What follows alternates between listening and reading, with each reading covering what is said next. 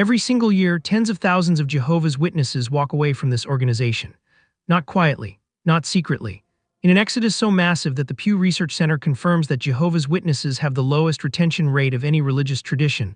Only 37% of all those who say they were raised as Jehovah's Witnesses still identify themselves as Jehovah's Witnesses. That means 63%, nearly 2 out of every 3 people raised in this faith, looked at what they were part of and said, "I'm done."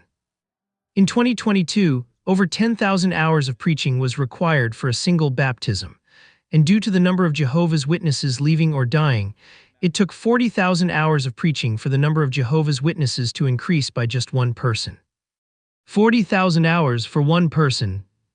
Watchtower's own statistics show that disfellowshippings worldwide have been approximately 1% of publishers, and over 1.3 million Jehovah's Witnesses were disfellowshipped during the 30-year period from 1991 to 2020.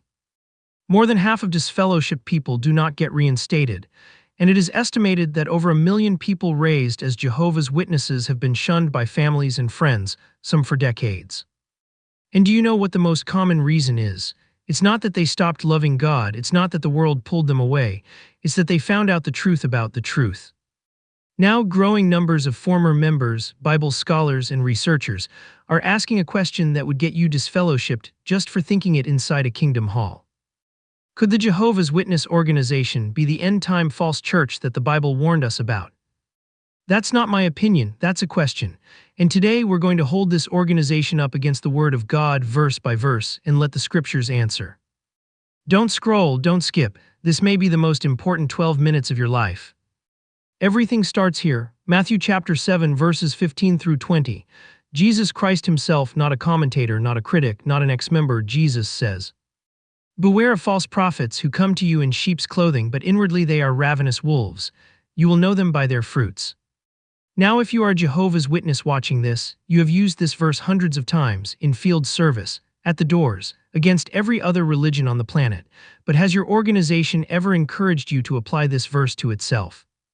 Because Jesus didn't add an exemption clause, he didn't say beware of false prophets except the ones who knock on doors on Saturday mornings. He said test every tree, examine every fruit.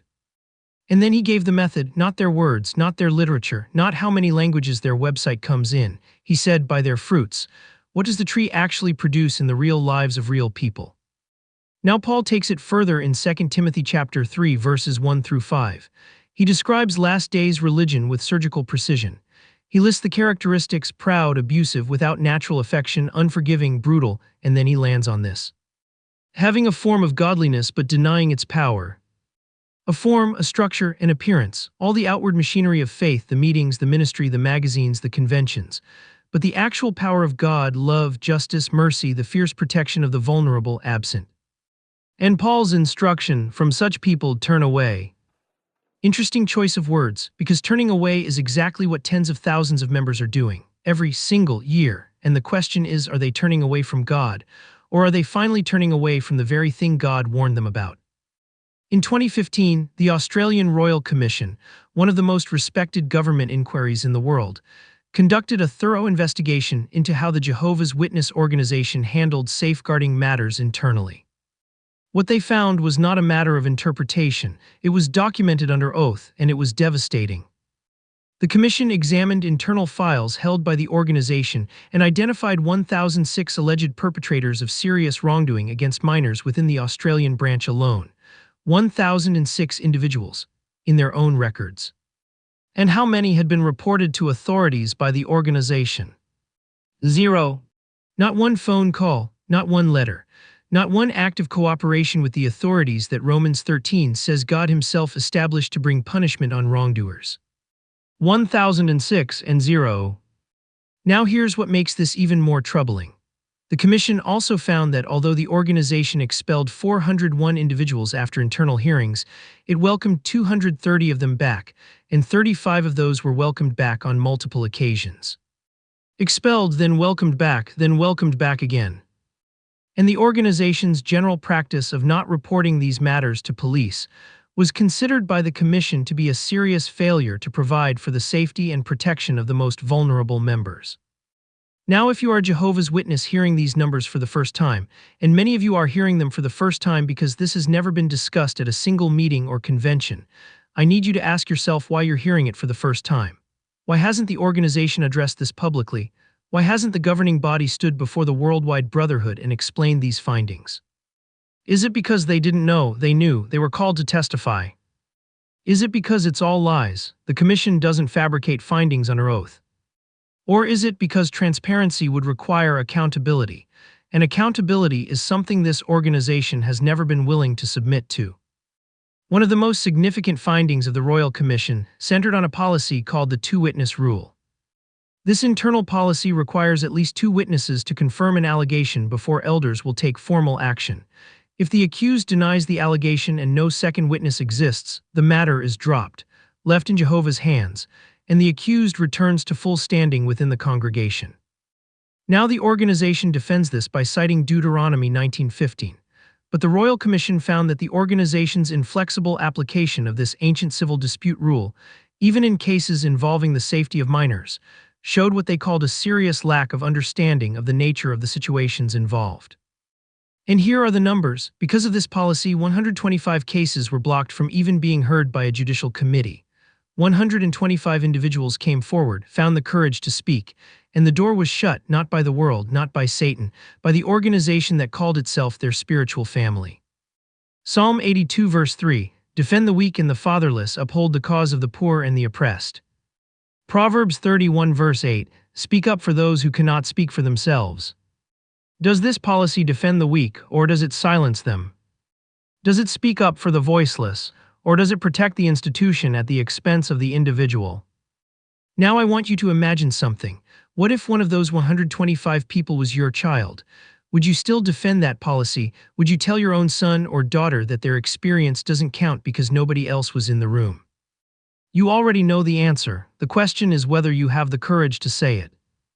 Now let's move from policy to prophecy, because the Bible gives us a very specific, very simple, very non-negotiable test for identifying someone who speaks presumptuously in God's name.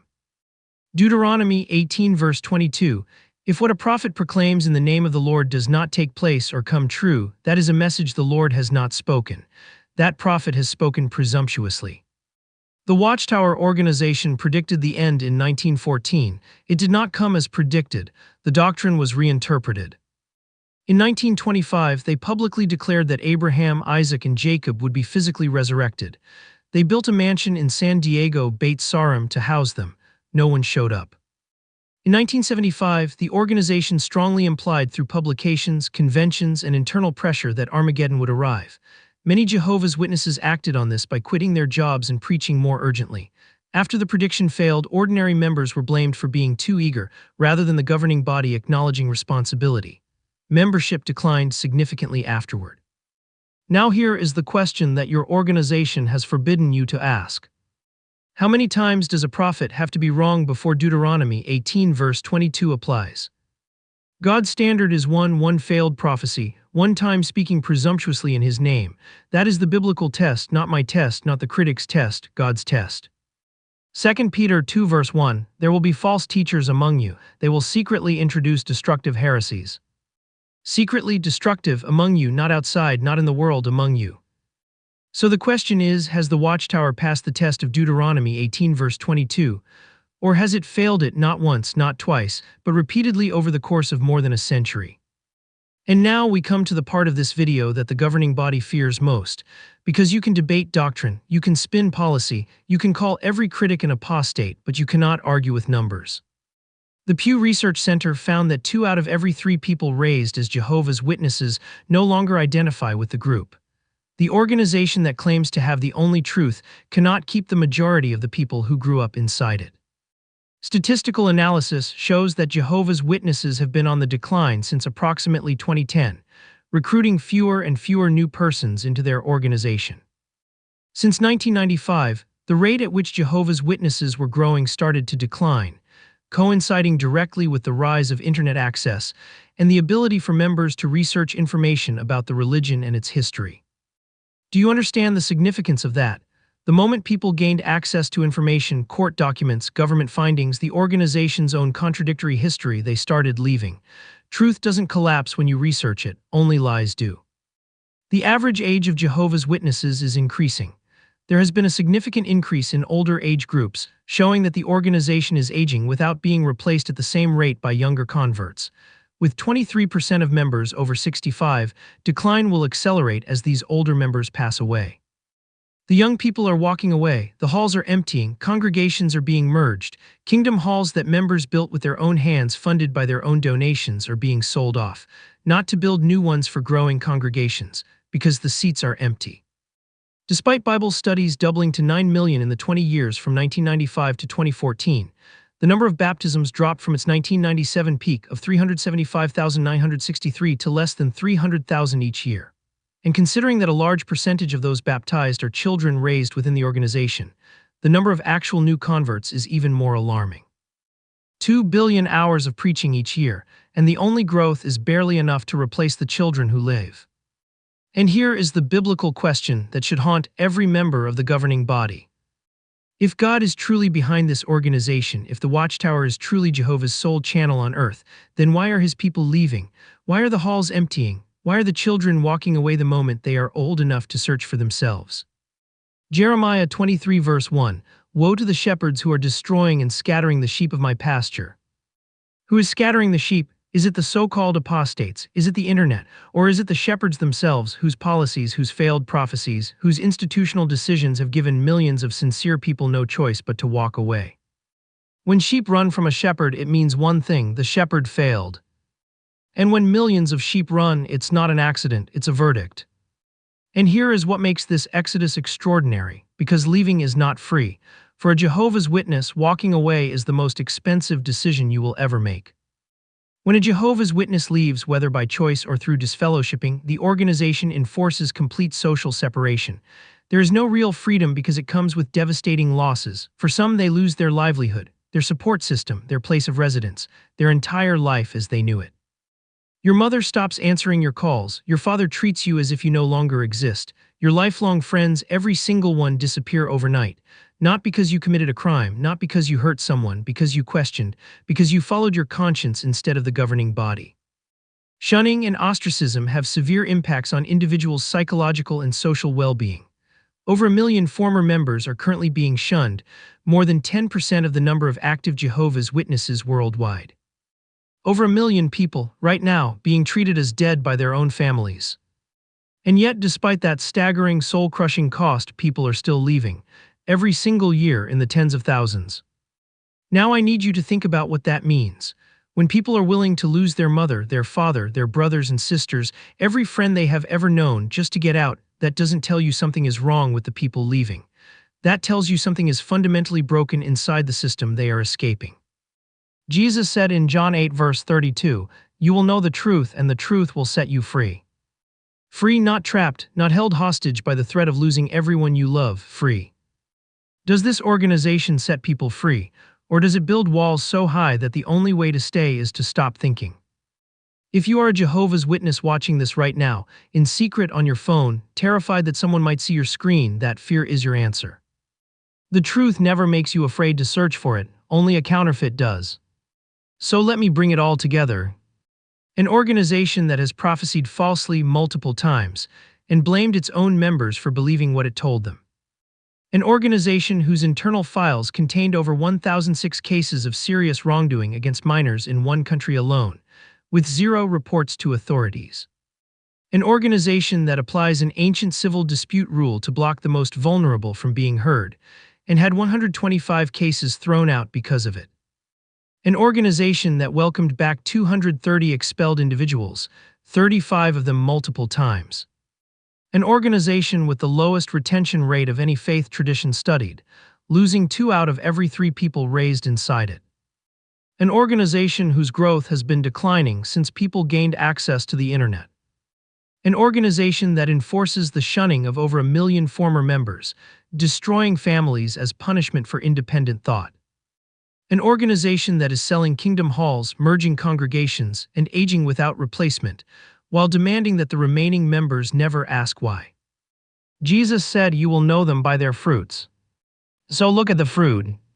Is it love, or is it 1 million shunned people crying themselves to sleep tonight? Is it truth, or is it a trail of revised prophecies and erased publications? Is it justice, or is it 1006 cases and 0 phone calls? Is it freedom, or is it a system where searching for answers costs you your entire family? Is it growth, or is it emptying halls, aging membership, and children who leave the moment they can think for themselves? The Bible warned us, Jesus warned us, Paul warned us, Peter warned us. They told us exactly what the false church would look like. They told us the wolves would wear wool. They told us there would be a form of godliness with no power. They told us the false prophets would speak in God's name and be wrong. And they told us what to do when we see it. Revelation 18 verse 4, "Come out of her, my people, so that you will not share in her sins." That is not my instruction, that is God's instruction in your Bible on your shelf, come out. And tens of thousands of people every year are doing exactly that. The question is, will you be next? Or will you keep sitting in that kingdom hall, knowing what you now know, because the cost of leaving feels too high? Because I promise you, the cost of staying is higher. If this video moved something inside you, that is not doubt, that is discernment. There is a difference. I am not asking you to hate Jehovah's Witnesses. Most of them are sincere, beautiful people who genuinely love God. They are not the problem. Many of them are the victims, trapped in a system they didn't build, controlled by leaders they are forbidden to question. But devotion to God and devotion to an organization are not the same thing. And when the organization produces fruit that contradicts the scriptures it claims to follow, your love for God should give you the courage to examine it. Be a Berean, Acts 17 verse 11, they examined the scriptures every day to see if what Paul said was true. They tested an apostle, and the Bible calls them noble for it. Open your Bible, read every verse I cited. Look at the Royal Commission findings, they are public record. Look at the research statistics. Look at your own congregation with honest eyes and make your decision. And if you have already left, or you are thinking about leaving, hear me clearly. You are not an apostate, you are not a traitor, you are someone who followed their conscience when it cost them everything. That is not weakness, that is the bravest thing a human being can do. God is not locked inside a kingdom hall. He is not owned by 8 men in New York. He is everywhere. He is accessible to everyone, and he does not require you to sacrifice your family or your ability to think in order to know him. John 8 verse 32, you will know the truth and the truth will set you free. If your truth requires you to be afraid, it is not the truth. Share this video with someone who needs it. Comment one word below, just one word that describes what you're feeling right now. I read every single one. Subscribe, hit the bell, because this conversation is just beginning. And remember, the truth never punishes you for searching, only counterfeits do that. We'll see you in the next one.